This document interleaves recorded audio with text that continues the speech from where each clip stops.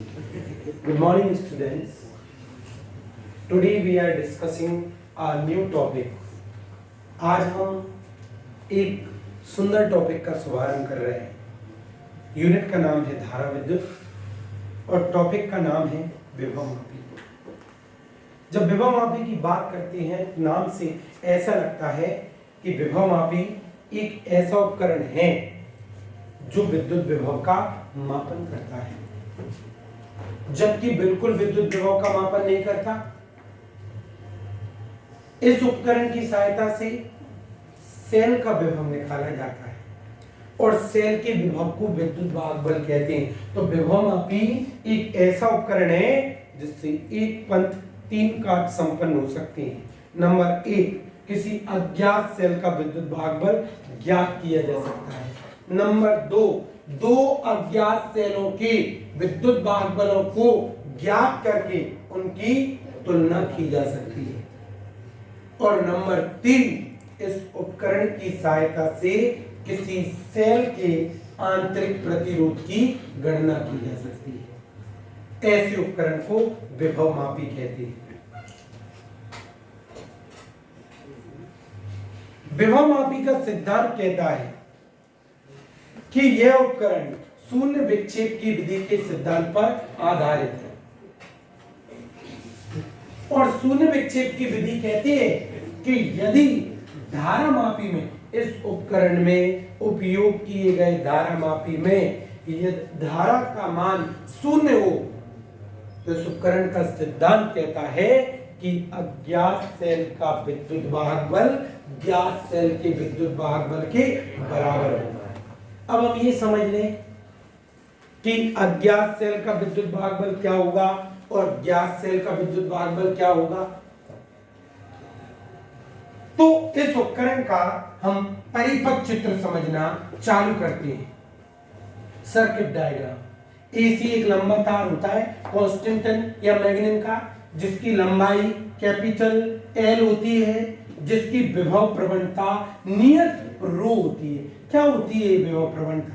हम जानते थे, एक संबंध हमने पढ़ा है, E बराबर माइनस dB अपॉन dr। इसी स्थिर विद्युत में विद्युत क्षेत्र और विभवांतर में संबंध, और dB अपॉन dr दूरी के सापेक्ष विभव के मान में जो परिवर्तन होता है उसे विभव प्रवणता कहते हैं। तो रो बराबर dB अपॉन dr होता है।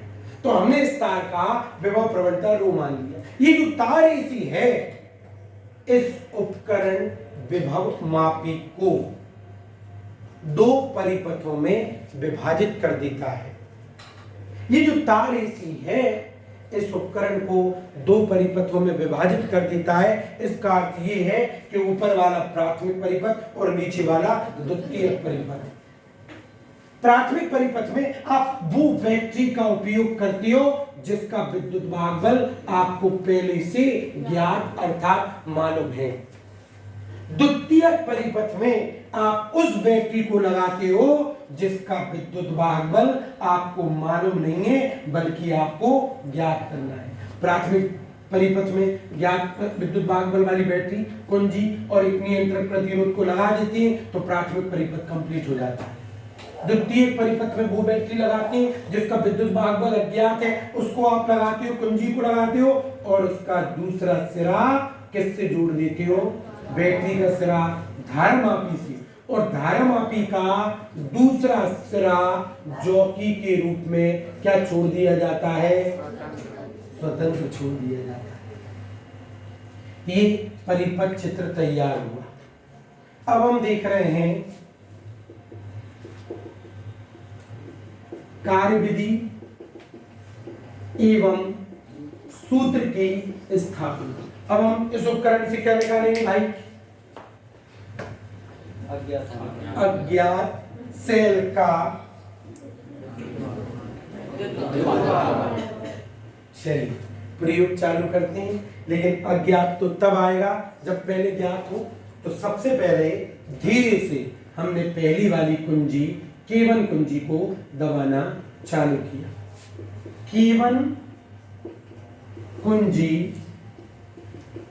दबाने पर जब आप K1 कुंजी को दबाओगे, सिंपल सी बात है, तो इसको तो दबाया ही नहीं, पंखे की स्विच को दबाओगे तो पंखा काम करेगा, किसी और उपकरण के स्विच को दबाओगे तो कोई और उपकरण काम करेगा।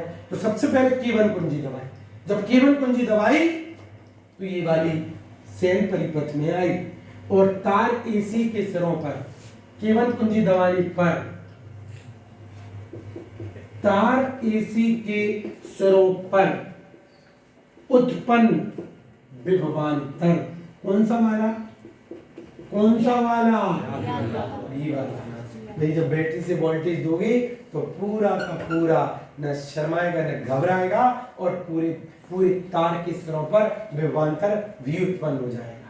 चूंकि हम जानते हैं विभव प्रवणता बराबर क्या होता है, विभव के मान में परिवर्तन काय के सापेक्ष। तो अपन ने विभव का मान ले लिया V, क्योंकि पूरे विभव V आ गया और टोटल लंबाई कितनी थी, तो V का मान आ गया ρ × L। ये काय का मान आ गया, ज्ञात सेल के विद्युत जो हमारे पास ऑलरेडी पहले से है। सपने किसके लिए सजाए थे, बढ़िया। सपने तो मैं उसके सजाऊंगा जो मेरे पास बहुत बढ़िया। तो कौन नहीं है, ई नहीं है, और अब ई का मान निकालना है। बहुत बढ़िया राज। और ई को ज्ञात करने के लिए अब हमने कुंजी K2 दबाई, तो अब कौन सी परिपथ में आई, और फटाक से किसको पकड़ लिया और खींचा और लेकर के कहां आ गए, ए बिंदु पर। यह बैटरी के किस सिरे से जुड़ा है, तो धारा मापी में विक्षेप का मान। फिर जॉकी को पकड़ा और कहां ले गए, बैटरी के किस सिरे से जुड़ा है, तो धारा मापी में विक्षेप का मान। जॉकी को ए बिंदु पर ले जाने पर धारा मापी में विक्षेप का मान एक बिंदु पर अधिकतम प्राप्त हो रहा है, सी बिंदु पर न्यूनतम प्राप्त हो रहा है। तो ए और सी में एक बिंदु जरूर होगा, कहीं तो होगा, कभी तो होगा। टच करवा के देख लो, और जहां पे तुम्हारी सुई रुक जाए, कहां पे गर्ल्स, कहां पे, शून्य पे, वही तुम्हारी बी। और इस बी को कहते हैं संतुलनकारी बिंदु, जहां पे धारा मापी में विक्षेप का मान 0। वो कहता है, विभव मापी का सिद्धांत कहता है कि यदि धारा मापी में विक्षेप का मान 0 हो तो अज्ञात सेल का विद्युत भागबल बराबर होता है। तो अपन लिख देंगे = V। यस और नो। अब V का मान कितना है, रो इंटू, लेकिन JL नहीं आएगा, L ये जो लंबाई होती है वो आती है संतुलनकारी लंबाई। और आप देखो A से लेके B तक की संतुलनकारी दूरी कितनी है, यही अज्ञात सेल का विद्युत भागबल ज्ञात हो गया। ये कहाँ आया है, K2 कुंजी दबाने पर, पूरा प्रयोग करने पर संतुलनकारी बिंदु किस पर, B पर।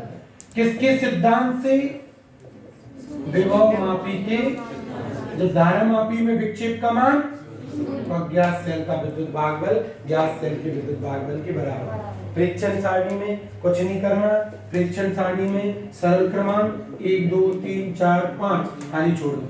L किसके लिए, E के लिए, E के लिए कौन चाहिए आपको, L, तो E = हो जाएगा ρL। सब खाली छोड़ दो। सावधानियां, उपकरण को हिलाना डुलाना, स्क्रू को अच्छी तरीके से, जॉकी को तार पर रगड़कर, वेरी नाइस। ये विभव मापी की सहायता से किसी अज्ञात सेल के विद्युत भागबल का मान ज्ञात करने के प्रयोग का वर्णन हो गया।